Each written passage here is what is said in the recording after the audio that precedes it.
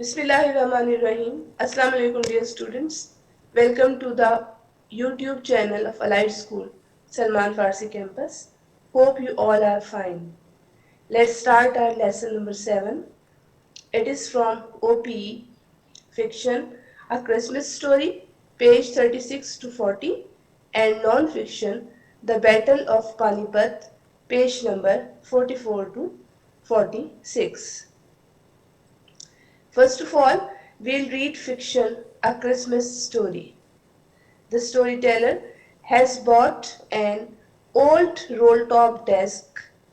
As he starts to renovate it, he finds a secret drawer with a small tin box inside. Attached to the lid, there is a handwritten note. Jim's last letter received January 25th, 1915. The storyteller opens the box and reads the letter inside, which is printed for you here. Although the story is a fiction, it is based on fact. In this story, British and German soldiers, enemies in the First World War, did celebrate Christmas together. In a land that belongs to none. Let's start the story. It is a letter written to Connie by Jim McPherson. There are 8 paragraphs. Let's read paragraph 1. In this paragraph, Jim told Connie that he was very pleased to tell him that they were all standing to in their trenches yesterday morning. It was Christmas morning. It was as beautiful a morning as he had ever seen. Paragraph 2. In this paragraph, he told that he was ashamed to say that it was the German soldiers who began it. First, they waved white flag, then they started calling out to us from across no man's land, "Happy Christmas, Tommy, Happy Christmas." Some of us shouted back, "Same to you, Fritz, same to you." Suddenly, some of them started coming towards us, waving a white flag. "Don't shout," someone shouted. And no one did. I thought that it was a trick and told the men to keep their heads down, but it wasn't a trick. Paragraph 3. In this paragraph, he told that one of the Germans invited us to have food with them. They had tinned meat. By this time, there were dozens of them walking towards us. Little Morris was the first up. "Come on, boys, what are we waiting for?" And then there was no stopping them. I was the officer. I should have stopped them, but I was one of them. I was a part of this. In the middle of war, we were making peace. Paragraph 4. In this paragraph, he told Connie that he could not express his feelings as he looked into the eyes of the German officer who came to him holding his hand warmly and said, "Hans Wolf." He further told him that he was from Dusseldorf and he said, "Happy Christmas" to me. "Captain Jim McPherson," I replied, "and a happy Christmas to you too." I also told him about myself that I was a school teacher. We shared our relations and his excellent tinned meat, and we talked. He spoke almost perfect English. We talked about her favorite writer and his favorite book, Far from the Madding Crowd. We talked about the character of his favorite novel. Paragraph 5. In this paragraph, he told that Hans Wolf had a wife and one son, born just 6 months ago. There were khaki and grey everywhere. They were smoking, laughing, talking, drinking and eating. Hans Wolf and I shared a wonderful Christmas cake, and he thought that it was the best he had ever tasted. There never was a Christmas party like it. Paragraph 6. In this paragraph, he told that the Germans brought out a football and told that there was a match between British and Germans. Hans Wolf and I looked on and cheered, clapping our hands and stamping our feet to keep out the cold as much as anything. At that time, I noticed that our breeds mingling in the air. It means that there was no differences between us. We are not the enemy. Hans Wolf said that a football match is better way to resolve this war because in football match no one dies, no children are orphaned, and no wives become widow. I told him that I would prefer cricket, then we British would be sure of winning probably. We laughed at that and together watched the game. Jim was sad to tell that Germans won by 2 goals, but Hans Wolf generously said our goal was wider than theirs, so it wasn't quite fair. Paragraph 7. In this paragraph, he told that the time came, and all too soon, when the game was finished and the cake and the tinned meat had run over, and they knew it was all over. He wished Hans well and told him that he hoped he would see his family soon. Hans Wolf told him that he would never forget those moments. Then he saluted and walked away from me slowly and unwillingly. He turned to wave just once and then became the part of the hundreds of grey coated men going back towards their trenches. That night we heard them singing a carol. We gave them a rousing chorus of wild shepherds watched. We exchanged it for a while. Then we all fell silent. We had had our time of peace and goodwill, a time I will cherish as long as I live. Paragraph 8. This is the last paragraph in this. Jim told Connie that by Christmas time next year, this war will be nothing but a distant and terrible memory. Both armies wished peace, and we shall be together again. With this, he finished his letter. Okay, now come to the questions at page 40. There are 10 questions. Question number 1 is, what was the significance of the white flag? In paragraph 2, you can find the answer. Question 2, what were the colors of German and British uniforms? Paragraph 2 and 3. Question 3, why did Jim, the writer of the letter, tell his men to keep their heads down? Paragraph 2. Question 4, how can you tell from the words of the German who was waving a bottle that his English was limited? In paragraph 3, you can find the answer. Question 5. Why did Jim not stop his men walking out into no man's land? In paragraph 3, you will find the answer. Question 6. What did Jim find out about Hans Wolf? Paragraph 4 and 5, you will find the answer. Question 7. What activities did the British and German soldiers shared on that Christmas morning? Paragraph 5 and 6. Question 8. What was the significance of the breaths of Jim and Hans mingling in the air between them? In paragraph 6, you will find the answer.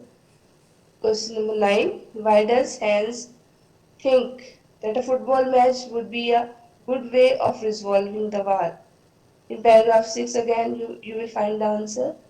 And the last question is, Why do you think Hans was returning unwillingly to his trench? Paragraph 7. You will find the answer.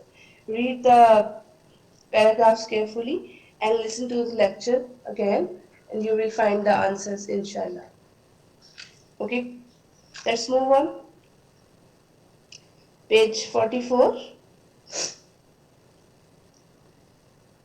Second text is non-fiction. The Battle of Panipat, 1526. There are 5 paragraphs of this text. Let's read paragraph 1. In this paragraph, we come to know that after bringing Lahore under control, Babur and his army started towards the capital Delhi in order to defeat Sultan Ibrahim Lodi.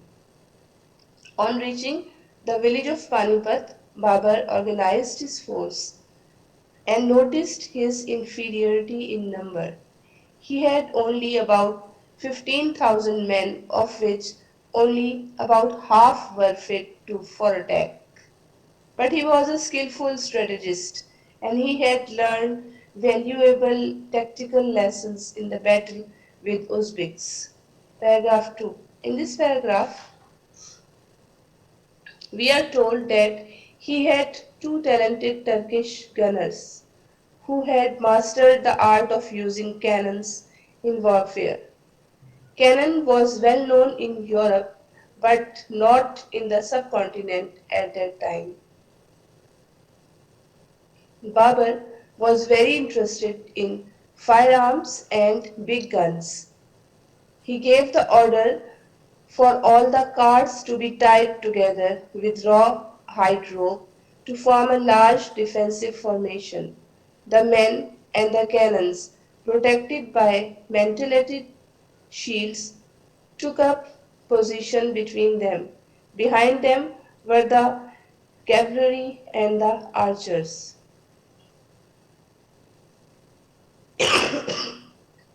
Paragraph 3. In this paragraph, we come to know that Ibrahim Lodi hesitated to fight despite his 100,000 men and many hundreds of elephants. In order to encourage his enemy to attack, Babur sent his soldiers by night to harass Ibrahim Lodi's force. On the morning of 21st April 1526, the intensely frustrated Ibrahim finally attacked them.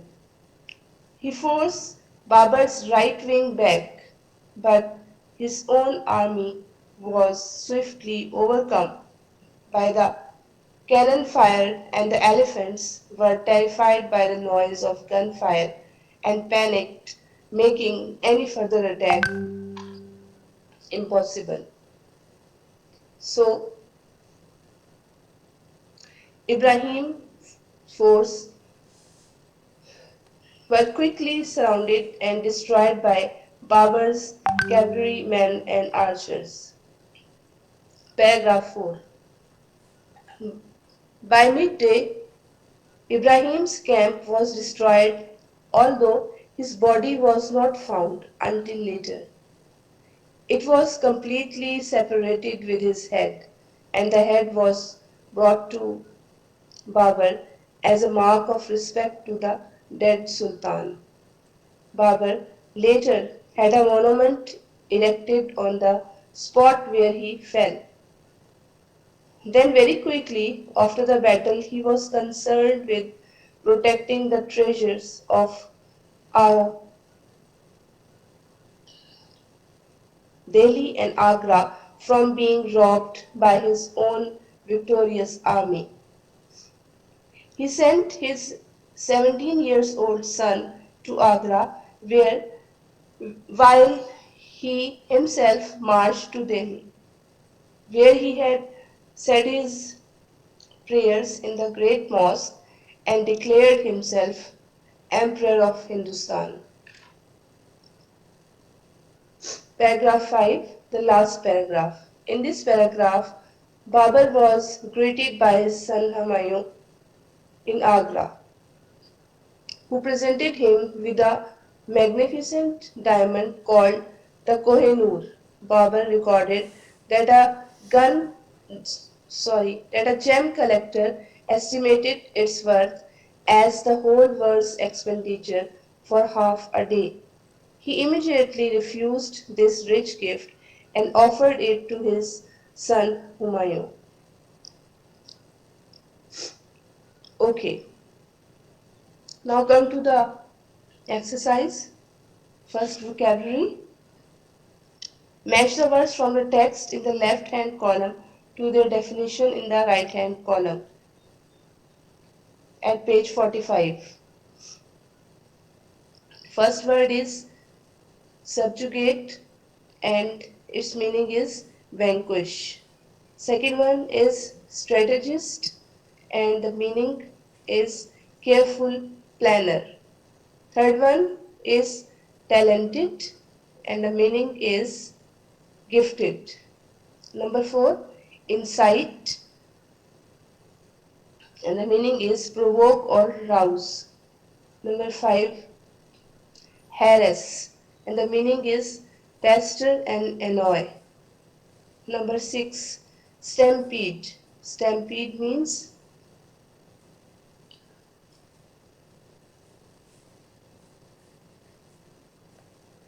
bolted or ran off. And the last one is pillage. Pillage means looting and plundering. Come to the next page, page 46. There are 8 questions. Question number 1 is, what was Babur's purpose in marching on Delhi? Paragraph 1. Question 2. Explain one advantage and one disadvantage which Babur had over Ibrahim Lodi before the Battle of Panipat. Again in paragraph 1 you will find the answer. Question 3. Why were the Turkish gunners so useful to Babur? Paragraph 2. Question 4. By how many men was Babur outnumbered by Ibrahim Lodi? In paragraph 2 you will find the answer. Number 5. Why did Ibrahim Lodi find it impossible to make an attack with his elephants? Paragraph 3. Question 6. How were the cavalry and archers important to the battle? Paragraph 3 you will find the answer. In question 7. What did Babur want to prevent happening in Agra and Delhi? In paragraph 4 you will find the answer. And the last one, how does the writer emphasize the value of the Kohinoor? In paragraph 5 you will find the answer. Okay dear students, listen to the lecture again and read the paragraphs and try to write the answers to this question in your neat notebook and also learn it by heart. Okay, that's all for today. Thank you very much.